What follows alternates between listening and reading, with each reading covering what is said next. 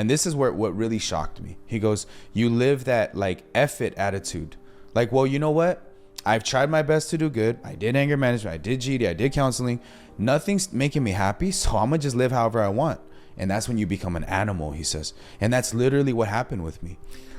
Yeah, that day, like I trusted him fully because he then preached the gospel to me.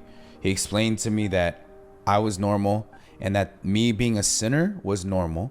He explained to me the concept of sin, and he used an apple seed analogy where he's like, when you look at the seed of an apple, where is the apples? You don't see it. But when you plant it, as you water it, as it grows, what kind of fruits does it only produce? It only produces apples. And I'm like, okay, so where's he going with this, right? And he spoke in like these analogies. And so he sat there and he said, Johnny, imagine this apple seed that can only produce apples, then tries to produce mangoes.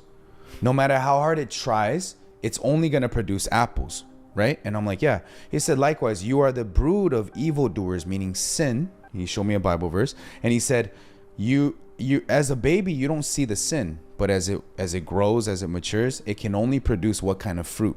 Sin. So as you're younger, you're like, you're not sinning as much. And as you get older, you're sin, and you do all this stuff and you join a gang, you eventually shoot at people, you go to prison. That's all sins, right? And I said, yeah. And he said, so that's why you're normal. You just didn't understand that.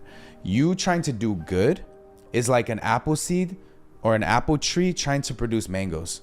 And that's why you're broken. And Satan, he started to explain Satan, how he works is he gets you to do good, someone who can't produce any good, so that when you're trying, he breaks your spirit. And then when your spirit is broken, then he creeps in and just drags you wherever he wants to go. And I'm like, dang, that's crazy. You know, he's like, haven't you tried? Didn't you want to do the things you wanted to do? And he showed me Romans chapter 7, verse 15, which says, the things that I do, I don't allow. The things that I want to do, I don't do. And the things that I hate, I keep on doing. So he goes, don't you hate depression? Yeah, then why are you always depressed? Don't you feel like you hate loneliness?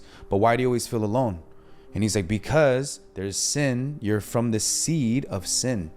Like you're this, it's like an apple who hates apple tree that hates producing apples.